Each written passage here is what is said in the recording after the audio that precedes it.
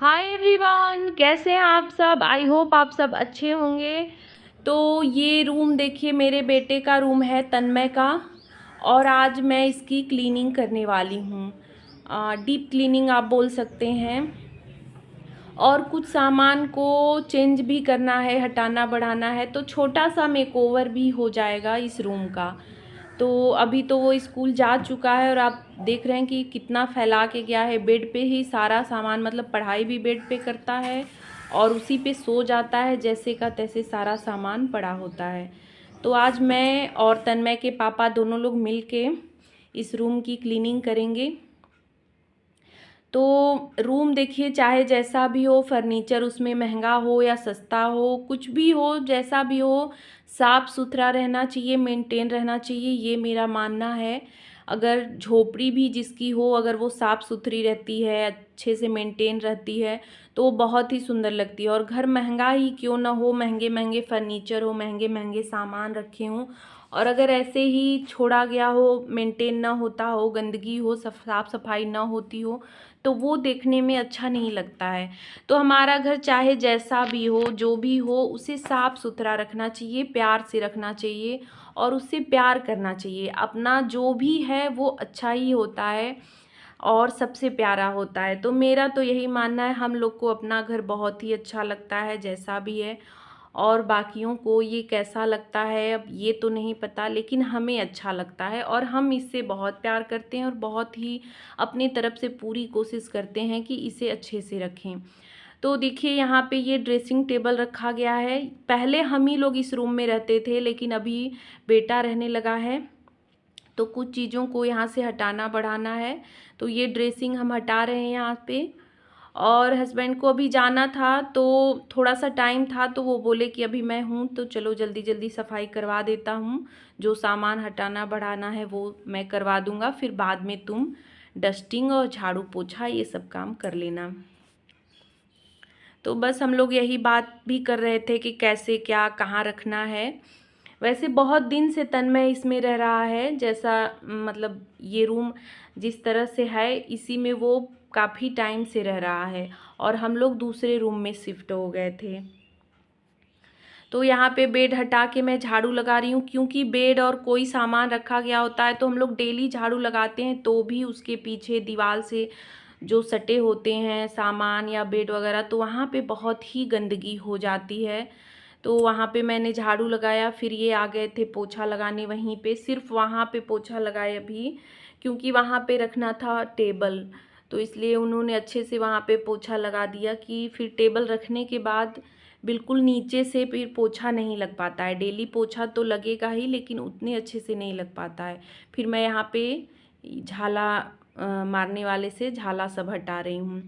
तो कितना भी हम साफ़ सफाई करें, लेकिन 8 से 10 दिन बाद फिर से वही स्थिति आ जाती है, धूल गंदगी पता नहीं कहाँ से फिर से आ जाती है, जबकि डेली की डेली डस्टिंग होती ही रहती है। फिर हम लोग यहाँ पे देखिए ये टेबल यहाँ पे रख रहे हैं, तो ये टेबल अभी कल ही खरीद के आया है उसको पढ़ने के लिए। अभी तक तो वो जो छोटा वाला स्टडी टेबल देख रहे हैं आप, अलमारी पे रखा हुआ है, तो उसी पे पढ़ाई करता था। तो अभी जैसे उसको ज़रूरत थी इस वाले टेबल की, तो कल ही खरीद के आया। और माँ बाप को होता है ना कि बच्चे की अपनी तरफ से हम पूरी कोशिश करते हैं कि हमारे बच्चे को क्या ज़रूरत है, तो वो ज़रूरत पूरी करने की हम भरसक प्रयास करते हैं। तो हम लोग बहुत ही अच्छे से और बहुत ही मन से, मतलब ये हो रहा था कि इसके रूम को अच्छे से साफ़ किया जाए, अच्छे से सारा सामान रख दिया जाए। तो इधर एक अलमारी है, तो यहाँ पे भी हमने कुछ सामान को हटाया और कुछ चीज़ों को एडजस्ट किया। तो तन्मय को क्या है कि जो डेली यूज वाले सामान नहीं है उसको भी उसने सामने ही रख दिया है। हम लोग ज़्यादा उसके सामान को नहीं छूते हैं, टच करते हैं, क्योंकि इधर उधर हो जाता है तो फिर वो ढूंढने लगता है, उसको नहीं मिल पाता। उसको अपना सामान अपने हिसाब से ही रखना, मतलब बुक कॉपी ये सब चीज़ें वो अपने तरीके से ही रखता है, उन चीज़ों को हम नहीं छूते हैं। तो यहाँ पे लेकिन थोड़े से बुक कॉपी थे, नए नए थे, कुछ नहीं, मतलब डेली यूज वाले नहीं थे, तो उनके पापा ने हटा दिया कि नहीं हटा दो, थोड़ा सा ये सामने ही रखा है, डेली यूज़ तो नहीं होता है। और यहाँ पे भी हमने अच्छे से सफाई कर दी। वैसे इस अलमारी में वो लगवाना है हम लोग को वो स्लाइडर वाला दरवाज़ा, तो अभी तो नहीं लग पाया है, लेकिन आगे सोच रहे हैं कि हम लगवा देंगे, ताकि ये जो ऐसे बहुत ही डस्टिंग ज़्यादा हो जाती है, धूल ज़्यादा आ जाती है, तो दरवाज़ा लग जाएगा तो सही रहेगा। लेकिन ये भी है कि फर्नीचर जो खोलने वाला होता है वो यहाँ पे नहीं लग पाएगा, क्योंकि जगह की थोड़ी सी दिक्कत है, तो जब भी लगाना होगा स्लाइडर वाला ही लगाना पड़ेगा। तो इसी वजह से हम लोग थोड़ा सा अभी रुके हुए हैं कि पता नहीं स्लाइडर वाला अच्छा पड़ेगा या फिर खोलने वाला, वो तो जगह ज़्यादा कवर करेगा, तो इसी वजह से अभी तक हमने नहीं लगवाया है। बस मैं यहाँ पे आ गई हूँ विंडो को साफ़ करने, और अब तक तन्मय के पापा चले गए हैं, उनको लेट हो रहा था, तो जो भी सामान रखना उठाना था वो सब उन्होंने कर दिया है। तो अब मुझे यही सब डस्टिंग करनी है, झाड़ू पोछा यही सब करना बाकी रह गया था। तो इन विंडो को मैं यहाँ पे कॉलिन से पोंछ रही हूँ।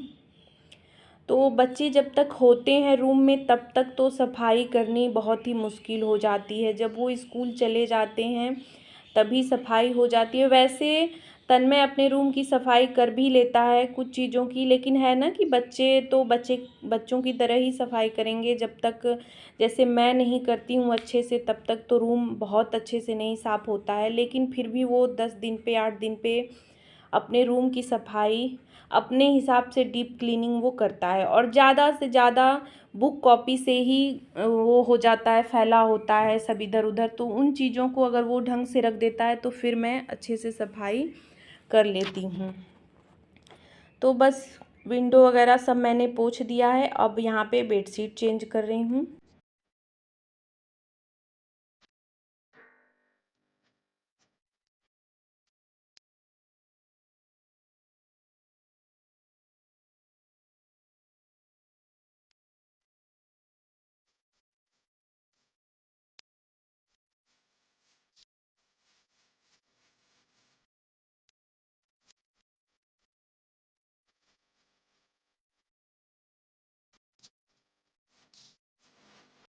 तो सारी डस्टिंग होने के बाद अब मैं यहाँ पे लास्ट में झाड़ू लगा रही हूँ।